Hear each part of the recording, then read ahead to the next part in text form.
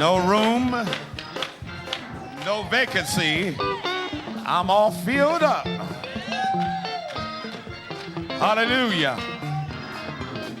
I'm sold out. My mind is made up. That's something you have to reaffirm every day. Every day you got to wake up and say, I'm sold out today. Thank God for each one of you. Thank you for your giving today. You may be seated. Remember to read the announcements in your bulletin. And starting in February, we're going to have Friday night services on the first and third Friday, right? First and third Friday, so keep that in your memory. We thank God for you that are here today. As I've said before, our theme this year is taking dominion. Taking dominion. Now, I know that just saying nice, pithy phrases does not guarantee success. And so we have to understand that, and that's why we want to just come where you live today. We want to step in your neighborhood. Because many times our victories that we win in this atmosphere are lost when we leave here. And when we get home, it doesn't look like what we just experienced. And I want you to understand that if you're looking at another family wistfully and wishing that your family was as perfect as theirs, I want you to understand that that family is looking at you, wishing that they could be like you.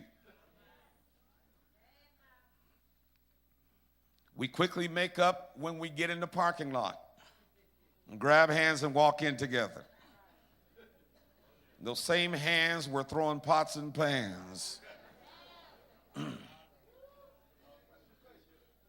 during the week.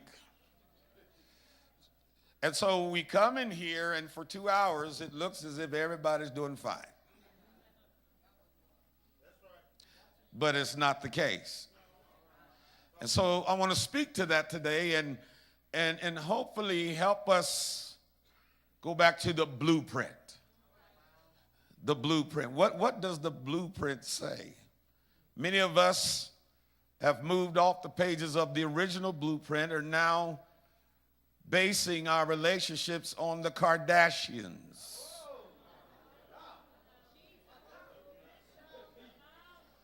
And Desperate Housewives as a model, and the Housewives of New Jersey. And so we're getting our hints and pointers from dysfunctional folk. And let me just say that we have a lot of dysfunction even in the church. This is after the Holy Ghost has come. I remember hearing about a pastor's wife who was married to a leader in the church, but no one knew how miserable she was. Early in their marriage, there had been some kind of indiscretion on her part, and for the next 30 years, he made her pay. And she was miserable. Miserable. And let me just say this. We talk about the first family. The first family is not the bishop and his wife. The first family is the Adams family.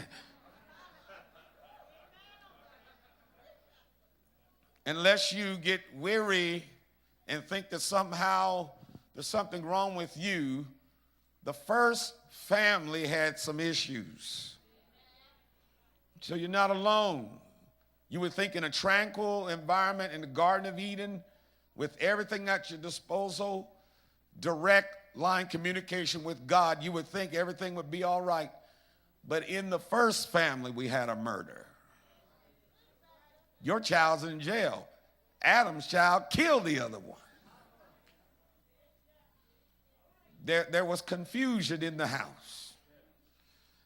And so I want you to understand that everybody is dealing with some element of chaos. First mentioned principle in hermeneutics basically says it informs you of the future mention of this thing. When you see its first mention, it informs you of its future. Well, the first mention of the family, we see chaos. And guess what? Every one of Adam's kids has had to deal with chaos.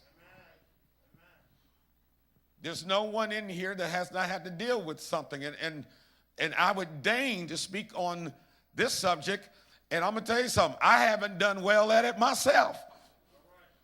I've had some missteps and some blow-ups and some car wrecks. But I'd rather hear from somebody that's been there, who understands, who's not in some ivory tower speaking from a book. But talk to me if you got some scars.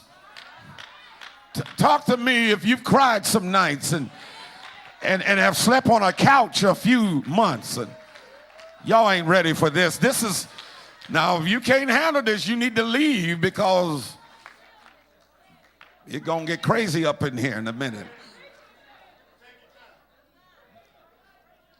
Taking dominion in the home. We're not consulting Dr. Laura or the Hills or Dr. Phil or, God forbid, Oprah. We are consulting the plan, the model that was given to us. In order for us to take dominion, we have to go back to original intent. That's right. And flow from original intent to where we are today, because we've gotten way off track. And when we came into the world, our models were people who were troubled themselves. Our mothers sometimes did not teach us how to be young ladies. And the fathers, well, some of them just weren't there. And so you learn from the streets. Or the ones that were there, sometimes young men learn the Chris Brown method of husbandry. And they learn how to fight and dominate women rather than nurture them and love them. And then that person gets saved and filled with the Holy Ghost, and many transformations take place. But guess what? As the hip hop song says, you got to walk it out. Now walk it out. Now walk it out.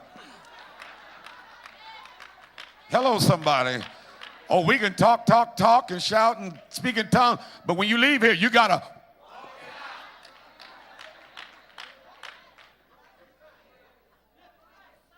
It's easier to be a sophist and a theologian about this, but it's a challenge every day to live this. Oh.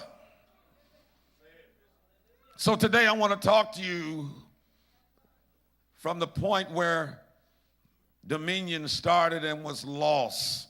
But first of all, I want to talk to the singles. If you're single, wave your hand. Wave it like you don't care. Some of you say, I do care. I ain't liking it. Okay, stand up, singles. Every single person stand up. I want the married folk to see the single people in our midst. And I want the married folk to clap for them right now.